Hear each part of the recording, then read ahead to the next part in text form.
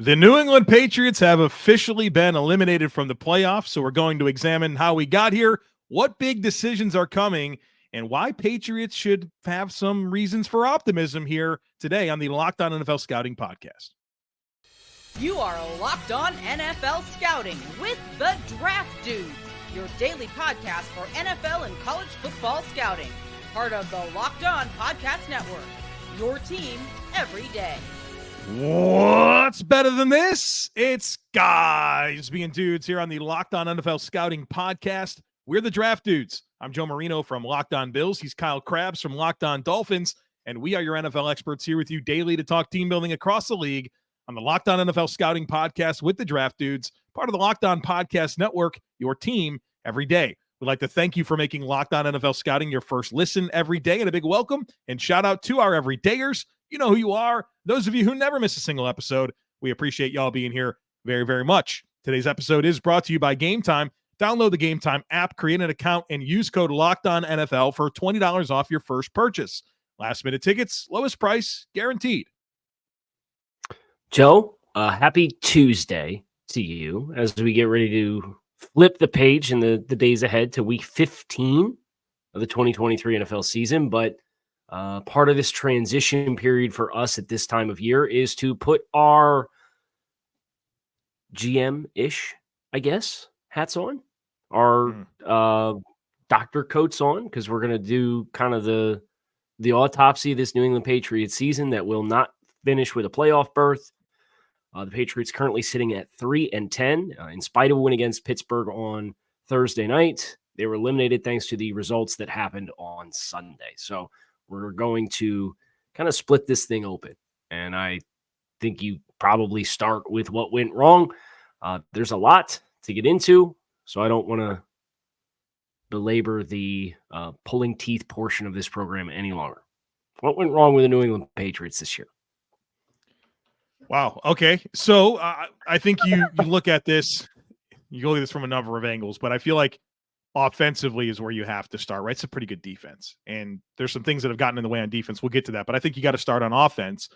And I think it begins with kind of a three-year stretch here of offensive coaching and mismanagement of the quarterback position, where you've had three different coordinator situations, a couple that are disastrous in every imaginable way. And you don't give Mac Jones a reasonable opportunity to develop, right? It's putting a class on what to not do with a first-round quarterback. And I think between not being able to nail down the correct offensive coordinator for a limited quarterback, right? I think they made a mistake having him as a quarterback, but certainly they didn't give him a great chance to develop, on top of missed allocation of resources with free agent dollars, with draft capital to build around that quarterback, right? There's just not enough difference makers when it comes to the New England Patriots and their skill players. I think that's really where the root of this is. That's how we get to year 3 of Mac Jones, eliminated from the playoffs with a 3-11 record. Okay, so I want to talk about the offensive coaching staff, but you mentioned lack of playmakers. The Patriots were one of only 2 or 3 teams in our summer roster evaluation that did not have a roster cornerstone classified player. And I think that looms really large over where the New England Patriots are at right now, because they've dealt with some injuries. They've dealt with bad coaching. They have really struggled to get a grasp on maximizing their talent. But at the end of the day, this entire ideology that's been applied by Bill Belichick has been, we're going to outcoach you for forever. And that works when you have one of the greatest quarterbacks of all time. And you know, you hate to bring the name Tom Brady up so soon, but they really have not changed how they've done business since Tom Brady left. And it doesn't work when you don't have Tom. So that for me is the root of it. It's everything from the free agent signings to how you approach the draft, to what your offensive system looks like, to how you want to call games and how aggressive you are or aren't in game situations. There's a fundamental clash with what wins in the NFL right now and what the Patriots are trying to do. And when you have the greatest of all time, it works. Yeah. And you don't have that. So, like, I think you really, and I don't envy Robert Kraft for having to do this, but you have to look at the entire body of work and ask yourself, like, what do I cling to have belief that this is going to turn around? And Bill Belichick's answer to that in the summer, when he was asked by the Boston media, why should fans be excited about this season? He said, the past 25 years. It don't matter anymore, Bill. Right. So that for I me think is that's such a root that I think soils everything that we're talking about right now. Yeah, players, not plays, but that's not the Patriots feel. I think that absence of weapons in the passing game really takes away from the best parts of their offense, which is their offensive line and their running backs. Like, candidly, as a fan of a rival team, I'm not afraid of your weapons in the passing game, and I haven't been in a long time. And I'm sure that's pretty much true. You're not keeping anyone up at night. And so it's like, okay, let's make them beat us throwing the football and take away and mitigate the best things they have offensively, which is the O-line and the running game. I think defensively, that's the strength of this team, but you had some significant injuries on defense, whether that's Matthew Judon, your best defensive lineman, Christian Gonzalez, who was off to an unbelievable start through 4 games. And then, of course, Marcus Jones, who's kind of an X factor with the defense and special teams. And while you were statistically pretty strong on defense, the splash plays aren't there. You only have 12 takeaways in the season. That's 29th in the NFL. You only have 26 sacks. That's 28th in the NFL, right? So your big impact plays in terms of takeaways, tackles for loss, sacks, you're not producing in that capacity to help, overcome what you're missing at the quarterback position and in your passing game. Yeah. To kind of expand on the skill set, the leading receivers for this Patriots team are the 2 dynamic guys that they have in Demario Douglas, Pop Douglas, and Kendrick Bourne, who's only played in 8 games. Those are the 2 leading receivers from a target perception, a reception perception, other than Rhamondre Stevenson, who has more catches than anybody else on the team. Rhamondre Stevenson and Ezekiel Elliott have 38 and 31 respective receptions this year. The outside receivers, nobody's got more than 37, and that's Kendrick Bourne, and he's missed half the games. So you're paying Devante Pakrer a decent amount. You traded a 3rd-round pick to get Devante Pakrer. And you're paying him, yeah. You signed JuJu Smith-Schuster in free agency after the year he had in Kansas City last year. You brought in Mike Gesicki on a 1-year deal with some incentive money in free agency to be your second tight end along with Hunter Henry. I think Hunter Henry's a fine option for you. But those guys have been your recent answers to address the wide receiver position. And they're all the same. They can't separate. So I don't think it's a coincidence that your 2 dynamic players in Kendrick Bourne and Demario Douglas are your leading receivers on this team, but they have 410 and 406 yards respectively on the season. It's December 12th. It's not a world that you want to live in. And then so much of the volume gets run through the backs. So I think it goes back to Belichick wants to be strong up the middle, right, on both sides. But if you're strong up the middle and you don't have those threats on the outside, the numbers that gets invited into the middle mitigates your ability to be strong up the middle, to really water it down.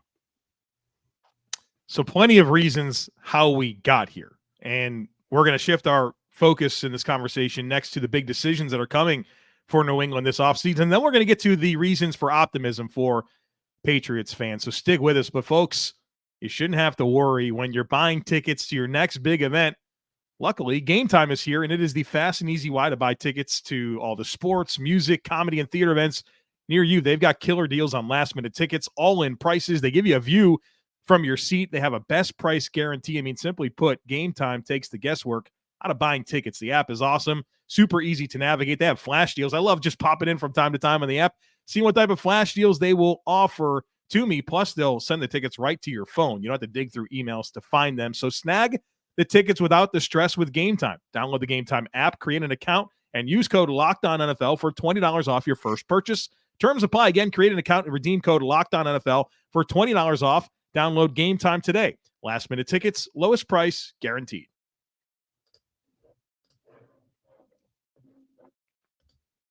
So free agency for New England. I think this is a really interesting group because this was a team that was kind of billed as potentially a seller at the trade deadline, and they didn't do anything. Yeah, and as a matter of fact, they traded for J.C. Jackson. Right. That was the trade deadline decision that was made. Is let's bring another guy in. So New England now sitting at 3-10.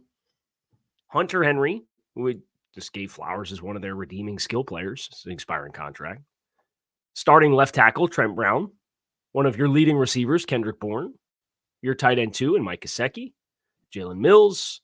One of your other leading receivers, Ezekiel Elliott. This is just going off of their costs. This isn't even the most impactful players that you have because you scroll down here a little bit. You got Kyle Duggar.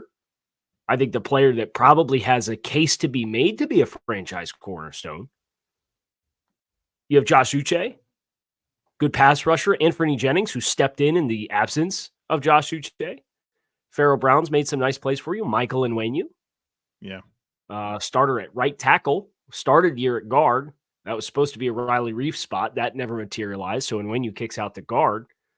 And they did have a hit in City Sal, which we'll talk about with Levy Grail as a nice hit for them, or at least it appears that way. But some meaningful starters for New England with expired contracts.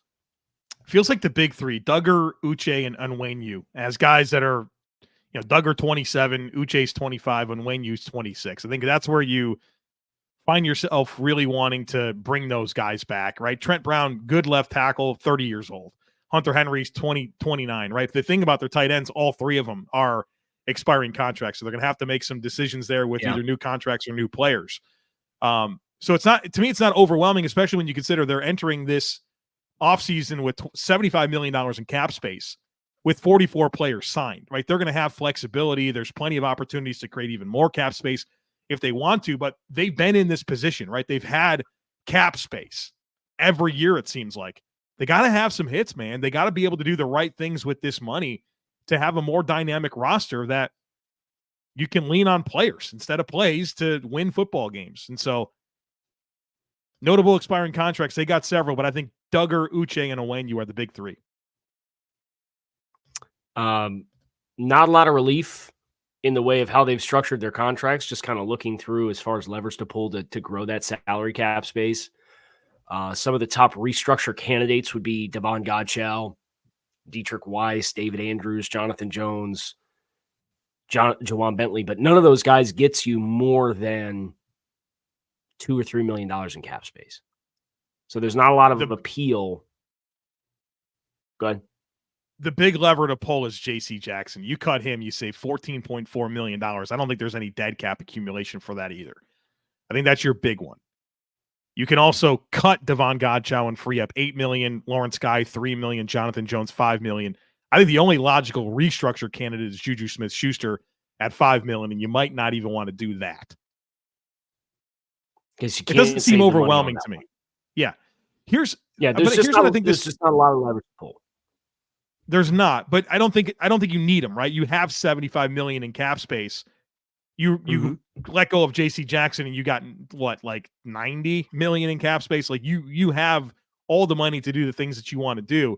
I think the biggest decision that New England has to make this offseason is Bill Belichick, their coaching staff, their front office, because to me, Kyle, handing over a top 3 draft pick, potentially top 2 draft pick, this cap space to Bill Belichick for more of the same is going to get me more of the same.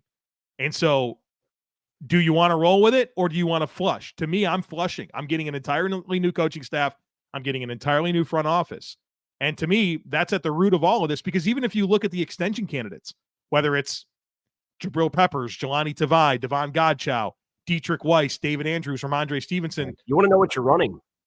Right, dude. Yeah, you're like, what are we as a football team? What do we want to be? And to me, if you roll with Bill Belichick, a lot of those guys are going to be back, right? Those are the types of players that kind of fit what they want to do. I'm looking to build a more dynamic operation. And so with that in mind, I'm saying no to a lot of this. I'm resetting everywhere.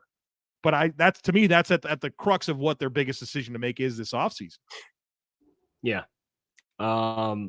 I agree. Obviously, there's a quarterback decision that's going to have to come as a part of that as well with Mac Jones, who through 3 seasons, they'll have a 5th-year option decision, which I think is probably a pretty easy one to make as far as what you're ultimately going to do.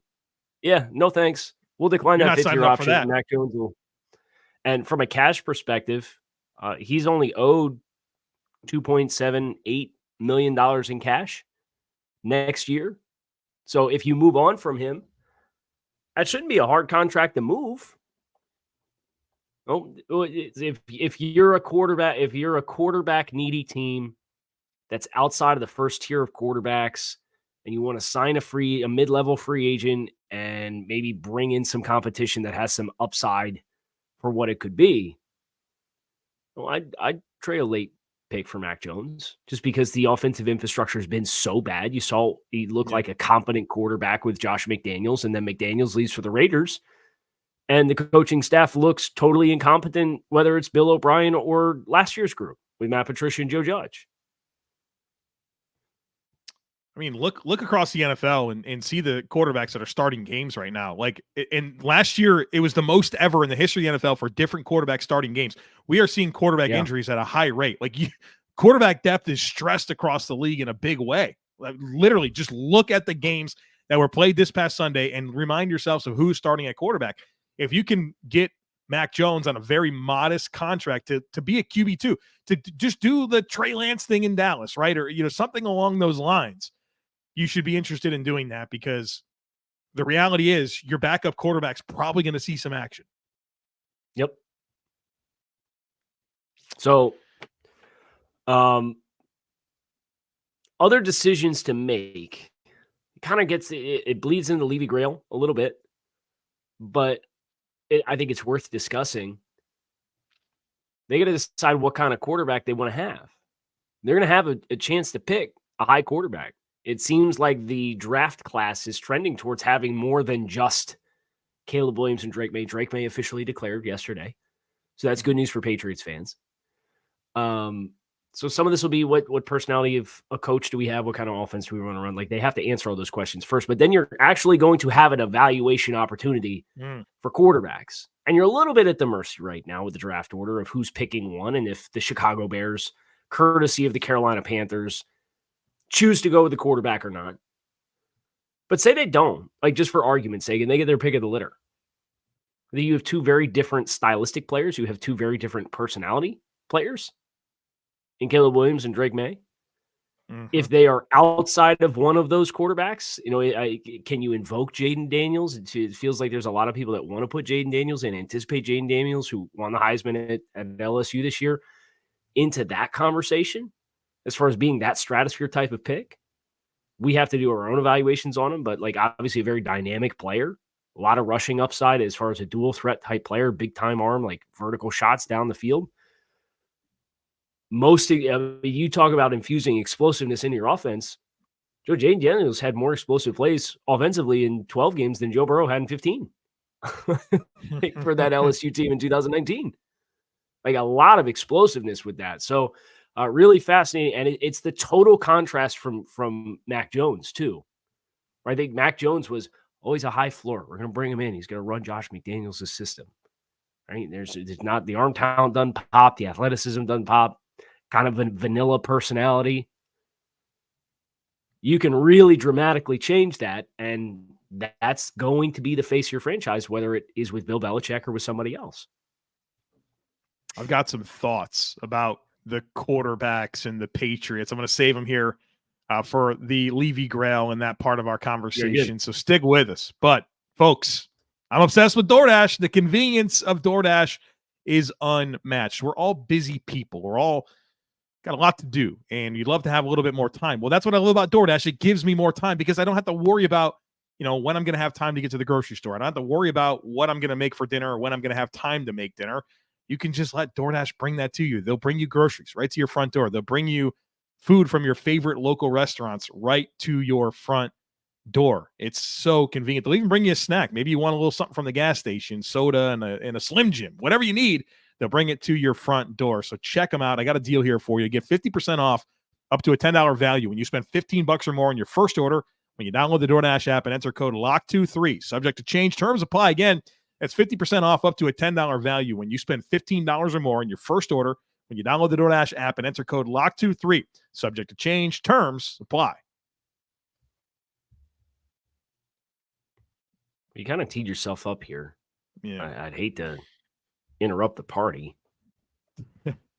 So big decision to make at quarterback, right? The first decision though you have to make is who's going to make that decision, right? What's your front office? What's your coaching staff?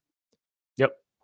If it's the same, right? If they don't change any of that and they have their choice, they're going to pick Drake May.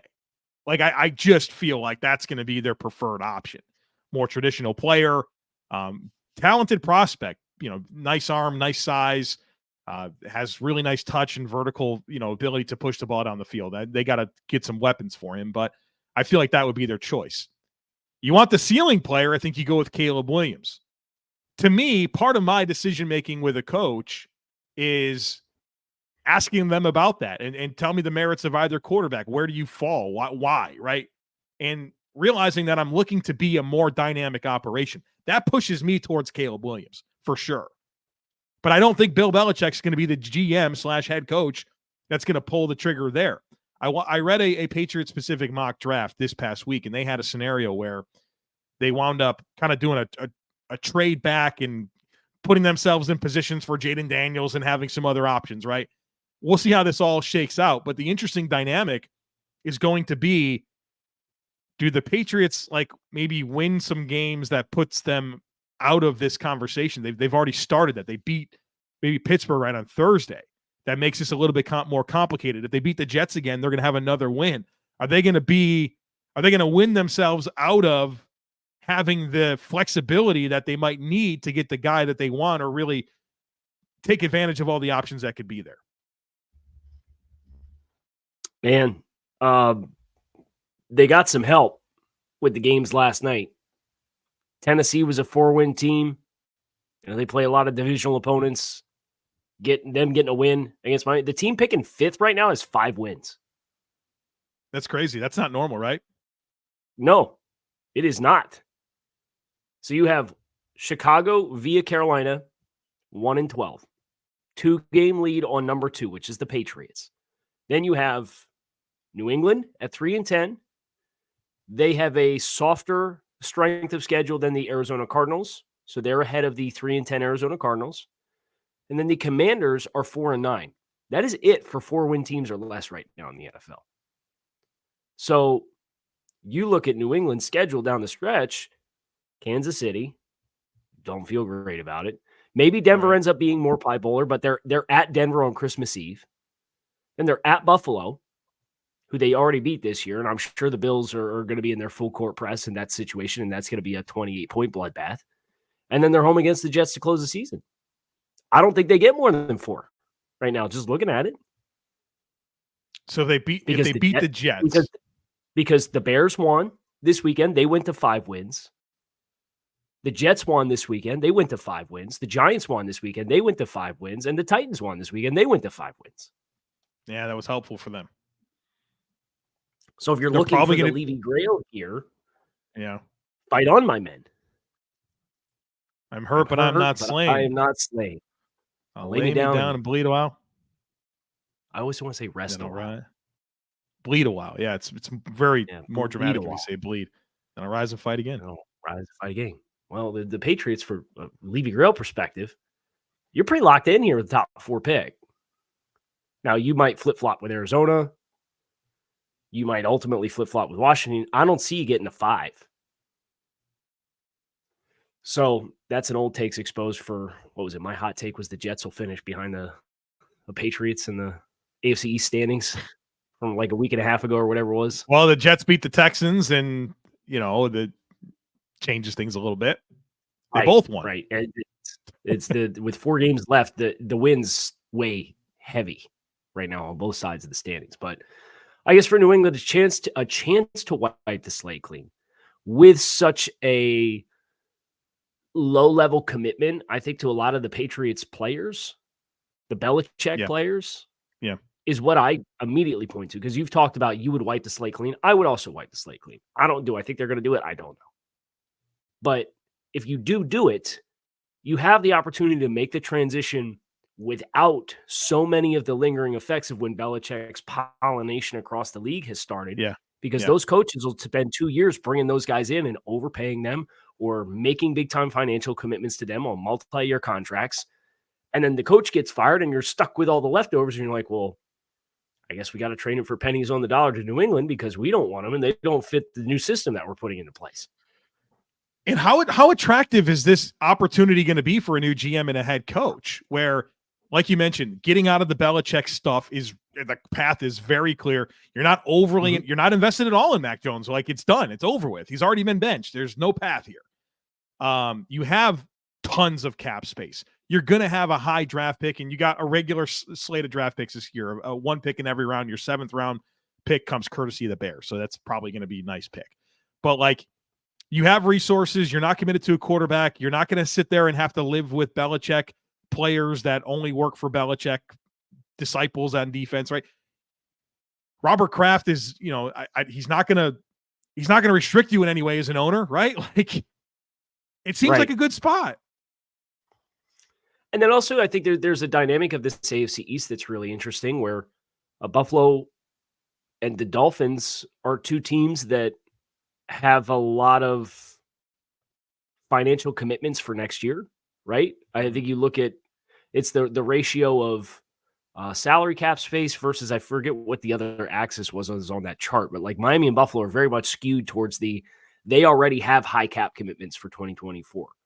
So you ask yourself, okay, what's the sustainability there? You talk about from Buffalo's perspective, they have to maybe make some decisions on some aging players. From Miami's perspective, they just have the money issue. They're not going to be able to keep everybody. So they're going to potentially have some personnel losses. And then you have the Jets. So like it's an opportunity. If you come in, you're going to be dealing with a couple of teams that are trying to extend their winning windows. But we all know how life cycles work in the NFL. And for Buffalo's perspective, to have Josh is a what, $200 and something million quarterback? Is it a $300 something million quarterback? Was 250 something. Yeah. I was going to say, I expect you to know that number. $250 million 258 quarterback. Yeah, expensive. You believe they will be able to work through multiple life cycles with Josh Allen, but at the same time, it will require some transitional years. So as you're coming in, if you're a new GM and coach, hey, maybe we feel like we have a little bit of an edge here to kind of kickstart a big-time youth movement. And then our peaking window may end up syncing up with the transitional years of the other teams in the division. The last thing you want, though, is to flush. And then the next thing you know, here's your candidates. Brian Flores, Jerdo Mayo, Bill O'Brien. Like, these aren't the conversations, right? New. Everything new. Everything new. And it's honestly got to be attractive. Maybe 3 years ago it wasn't. It is. Yeah, it really is, man. You got a real chance to I would be willing to bet Boston fans are sick and tired of the mumbling press conference availabilities that sneer at the media and don't tell you anything. And 5 years ago, they loved it. Hardline player or hardline hardo coach for players that is hard on players all the time. And you've heard some guys that even when they were having success, they'd leave and they'd be like, yeah, I have a lot more fun elsewhere. Right. Yeah. And you look at a lot of the coaches that are having sustained success in their personalities and connecting with players in today's game. And it's really not that. So don't go pluck something else off of that tree. Right. There's options. Start new. Is there anything else? No, I mean, it's for your Levy Grail. It felt like this was an interesting, like this conversation. They're all going to be different. Like we're going to have draft dudes do math. How many teams make the playoffs? 14. What's 32 minus? You're going to have 18 of them. 18 of these. They're all going to have a little bit different look and feel. But if they do flush, I think you are looking at better days. If you stay the course, Drake May, not surrounding him correctly, Bless you. Specific players on defense. Like, we know what this looks like. Don't do it. Don't do it. You'll be back here again in 3 years if you do that. You'll be back every year for the next 3 years. Yeah, and then we'll be talking about the next guy, right? Maybe. Well, that's going to do it for our debrief of the 2023 New England Patriots. We went through what went wrong, key decisions, the Levy Grail. No other player or no other team eliminations this week, I believe. Correct? It's as of, I haven't checked since the results of last night, but I don't think we have any more to get to. So, okay. So we have some exciting programming awaiting you all. We hope you will join us. You can find us on YouTube or wherever you listen to your favorite podcast. It's your teams every day here on the Locked On Network. Thanks for checking out Locked On NFL Scouting with the Draft Dudes. I'm Kyle Crabbs. He is Joe Marino. I'll talk to you all again tomorrow.